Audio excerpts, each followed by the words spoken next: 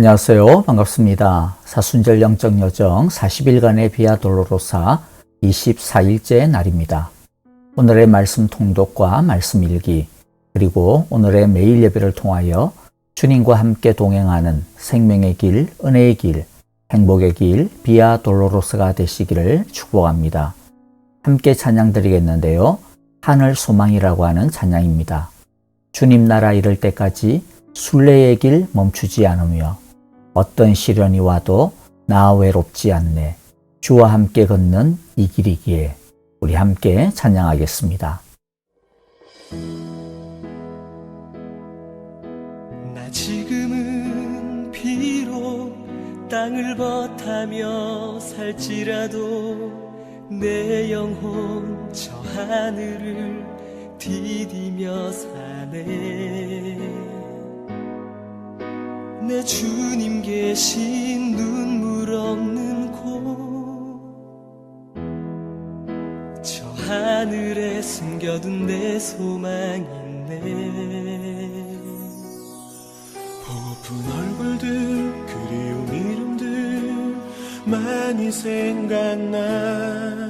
때론 가슴 터지도록 기다려지는 것. 내 아버지 너른 품 날 맞으시는 저 하늘에 쌓둔 내 소망 있네. 주님 그 나라에 이를 때까지 순례의 걸음 멈추지 않으면 어떤 시련이 와도 나 두렵지 않네. 주와 함께 걷는 이 길에.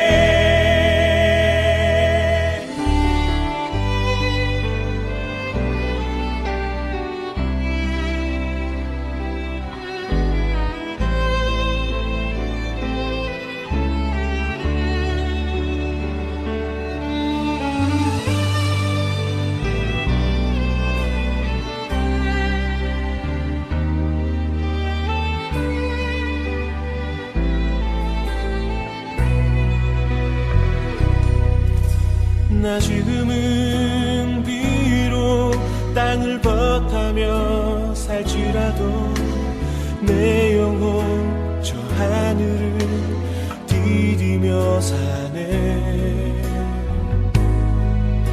내 주님 계신 눈물 없는 곳, 저 하늘에 숨겨둔 내 소망 있네. 보고픈 얼굴들, 그 이름들 나 많이 생각나. 가슴 터지도록 기다려지는 곳.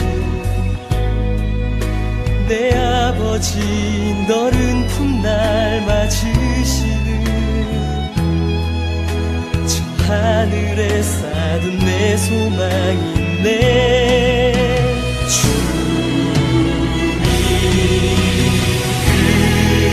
나라에 이를 때까지 순례의 걸음 멈추지 않으면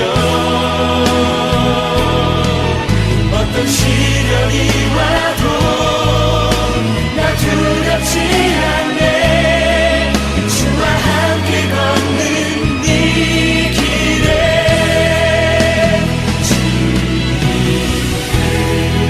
나라에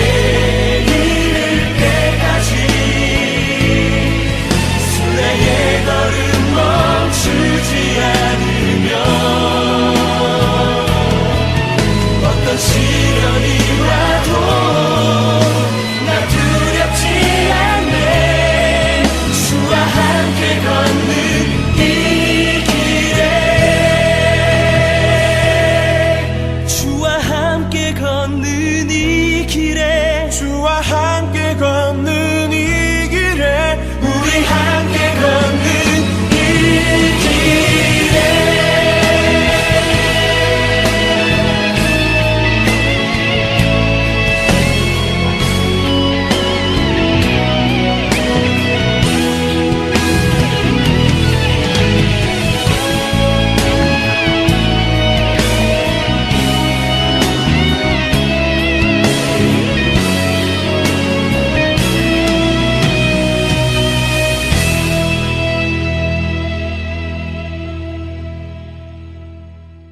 이제 하나님의 말씀을 함께 읽겠습니다.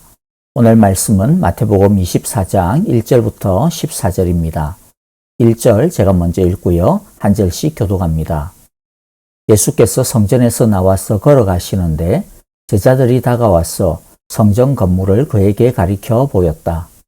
예수께서 그들에게 말씀하셨다. 너희는 이 모든 것을 보고 있지 않느냐? 내가 진정으로 너희에게 말한다. 여기에 돌 하나도 돌 위에 남아있지 않고 다 무너질 것이다. 예수께서 올리브 산에 앉아 계실 때에 제자들이 따로 그에게 다가와서 말하였다. 이런 일들이 언제 일어나겠습니까? 선생님께서 다시 오시는 때와 세상 끝날 날에는 어떤 징조가 있겠습니까? 우리에게 말씀해 주십시오. 예수께서 그들에게 말씀하셨다. 누구에게도 속지 않도록 조심하여라. 많은 사람이 내 이름으로 와서 말하기를 내가 그리스도이다 하면서 많은 사람을 속일 것이다. 또 너희는 여기저기서 전쟁이 일어난 소식과 전쟁이 일어나리라는 소문을 들을 것이다. 그러나 너희는 당황하지 않도록 주의하여라. 이런 일이 반드시 일어나야 한다. 그러나 아직 끝은 아니다. 민족이 민족을 거슬러 일어나고 나라가 나라를 거슬러 일어날 것이며 여기저기서 기근과 지진이 있을 것이다. 그러나 이런 모든 일은 진통의 시작이다. 그때에 사람들이 너희를 환란에 넘겨줄 것이며 너희를 죽일 것이다. 또 너희는 내 이름 때문에 모든 민족에게 미움을 받을 것이다. 또 많은 사람이 걸려서 넘어질 것이요 서로 넘겨주고 서로 미워할 것이다. 또 거짓 예언자들이 많이 일어나서 많은 사람을 홀릴 것이다. 그리고 불법이 성하여 많은 사람의 사랑이 식을 것이다. 그러나 끝까지 견디는 사람은 구원을 얻을 것이다. 이 하늘나라의 복음이 온 세상에 전파되어서 모든 민족에게 증언될 것이다. 그때에야 끝이 올 것이다. 아멘. 오늘의 말씀을 통하여 우리에게 주시는 하나님의 귀한 교훈을 함께 생각해 보도록 하겠습니다. 첫째, 거짓된 믿음은 결국 모두 무너지고 말 것입니다. 예수님 당시 예루살렘 성전을 우리는 제3성전이라고 부릅니다. 제1성전은 솔로몬이 지었던 성전이고요. 제2성전은 바벨론에 의해 무너졌던 성전을 포로에서 돌아온 스룹바벨과 유대인들이 재건하여 세운 스룹바벨 성전이라고 하고요. 제3성전은 흔히 헤롯 성전이라고 부릅니다. 헤롯은 유대인이 아닌 자신의 정통성의 약점을 만회하기 위해서 스룹바벨 성전을 대대적으로 증개축하였습니다. 얼마나 큰 공사였느냐 하면 무려 수십 년에 걸친 공사였습니다. 헤롯 대왕이 죽고 나서도 공사가 계속이 되었고 헤롯 성전은 그 규모 면에서는 이전의 성전들을 완전히 압도하는 웅장한 건축물이 되었습니다. 하지만 예수님은 아무리 그 모습이 크고 화려하다 할지라도 이 성전은 참 성전이 아니라고 하십니다. 허물어질 것이라고 하십니다. 왜냐하면 그 안에서 행해지는 제사와 예배는 아무 의미가 없는 수많은 종교들에서 똑같이 볼 수 있는 하나의 종교의식에 불과했기 때문입니다. 진실한 마음, 진실된 믿음으로 드리지 않는 제사와 예배는 하나님을 전혀 기쁘시게 할 수 없고 도리어 역겹게 할 뿐입니다. 성전이 무너진다는 것에는 두 가지 의미가 있는데요. 하나는 이제 옛 시대가 끝나게 되었다라고 하는 의미입니다. 예수님께서 십자가에서 죽으시고 3일 만에 부활하심으로 참된 구원의 길이 이루어졌는데 그림자와 약속이었던 율법은 성전의 제사는 이제 그 수명이 다했다라고 하는 뜻입니다. 또 하나의 뜻은 실제적으로 헤롯 성전이 파괴되어질 것에 대한 예언입니다. 여러분, 헤롯 성전만 그런 것이 아닙니다. 우리의 믿음도 우리의 삶도 알맹이가 없으면 결국 무너지고 말 것입니다. 거짓된 것인데도 아무 탈 없이 지내고 악한 것이 도리어 세상적으로 잘 되는 것처럼 보인다고 해서 의아해하거나 속으면 안 됩니다. 악한데도 별 탈 없이 지나가고 있는 것은 하나님께서 회개하고 돌이킬 수 있는 마지막 기회를 주고 있을 뿐입니다. 하나님의 때가 차면 악하고 거짓된 모든 것들은 모두 무너지고 말 것입니다.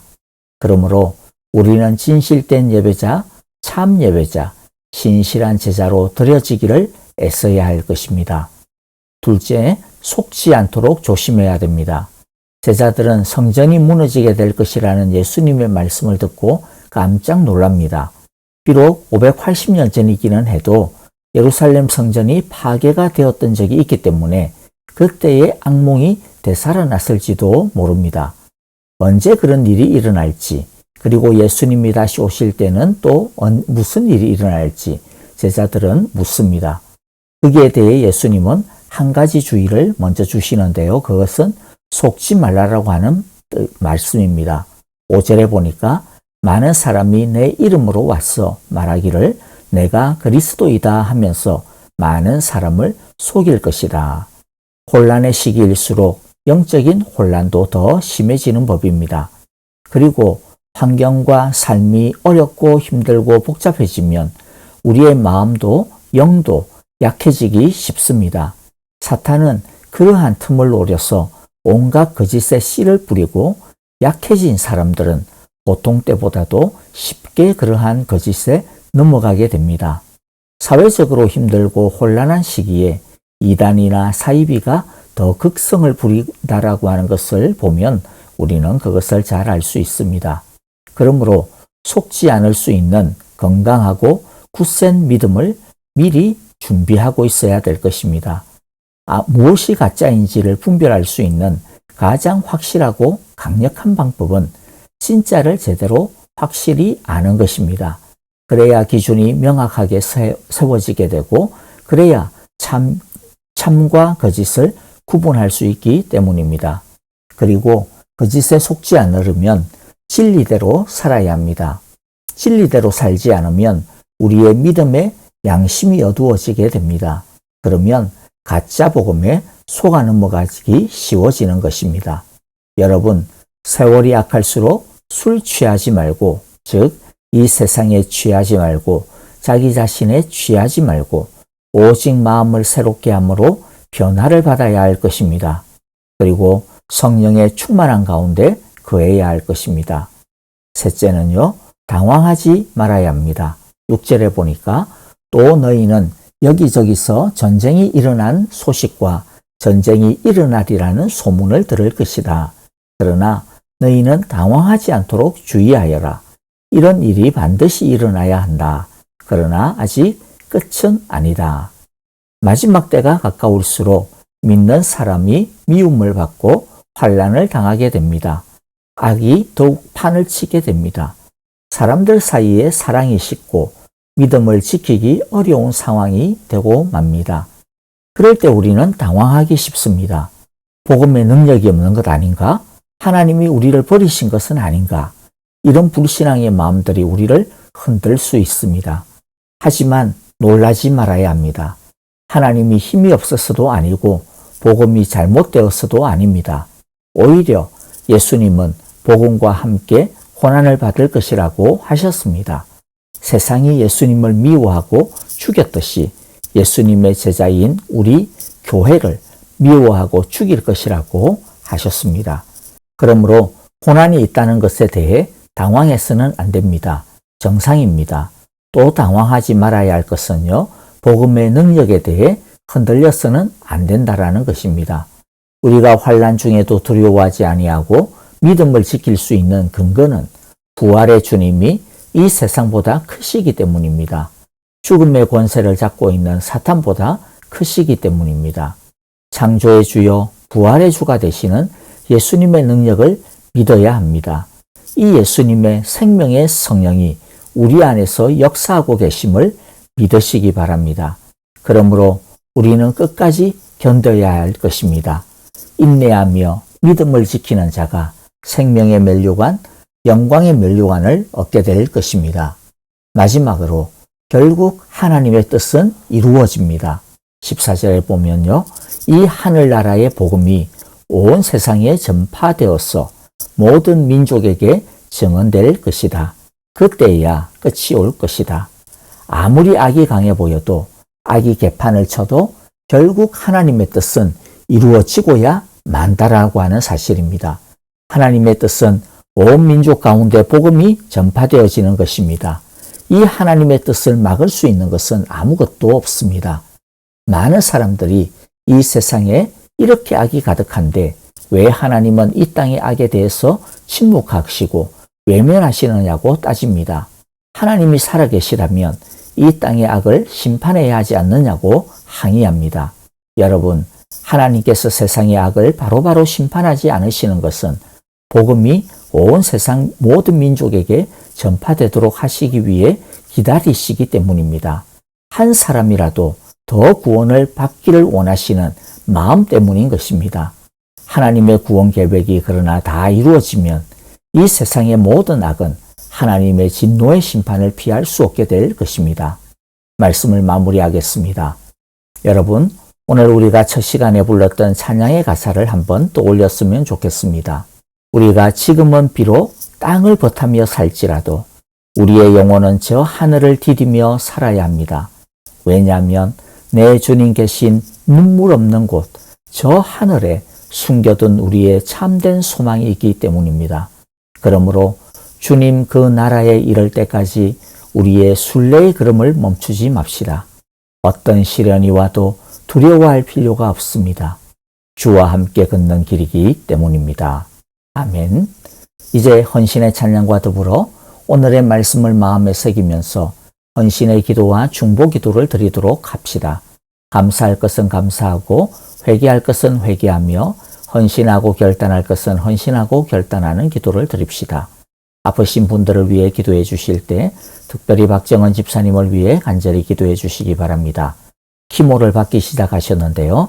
집사님께서 잘 이기고 견딜 수 있도록 깨끗하게 치료될 수 있도록 주의 성령의 광선을 허락하여 주소서. 주님 깨끗하게 치료하여 주옵소서라고 기도합시다. 또 우리 박윤경 전도사님 위하여서도 더욱더 간절하게 기도해 주시고요. 정계자 전도사님, 이두상 집사님, 김윤호 아기를 위해서도 기도해 주시기를 바랍니다. 또 서로를 위해 기도하실 때 특별히 코로나가 완전히 종식될 때까지 우리 성도님들의 건강과 가정, 또 직장과 일터, 교회를 깨끗하고 안전하게 보호하여 주시고 지켜주소서라고 기도합시다. 여러분, 오늘도 주와 함께 걷는 순례의 걸음, 승리의 걸음이 되시기를 바랍니다. 안녕히 계십시오. 감사합니다. 나 지금은 비록 땅을 버타며 살지라도 내 영혼 저 하늘을 디디며 사네. 내 주님 계신 눈물 없는 곳, 저 하늘에 숨겨둔 내 소망이 있네. 보고픈 얼굴들, 그리운 이름들 많이 생각나. 때론 가슴 터지도록 기다려지는 것. 내 아버지 어른품 날 맞으시는 저 하늘에 쌓둔 내 소망이네. 주님 그 나라에 이를 때까지 순례의 걸음 멈추지 않으면 어떤 시련이 와도 나 두렵지 않네. 주와 함께 걷는 이 길에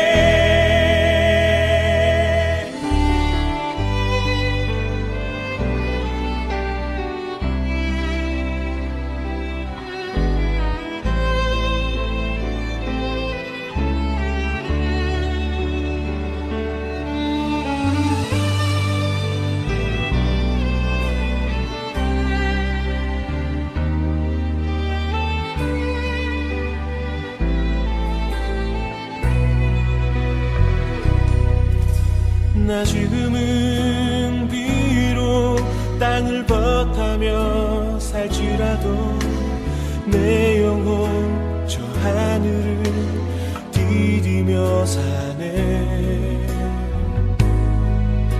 내 주님 계신 눈물 없는 곳, 저 하늘에 숨겨둔 내 소망이 있네. 보고픈 얼굴들, 그 이름들 나만이 생각나. 가슴 터지도록 기다려지는 곳, 내 아버지 너른 풋날 맞으시는 저 하늘에 쌓은 내 소망이 있네.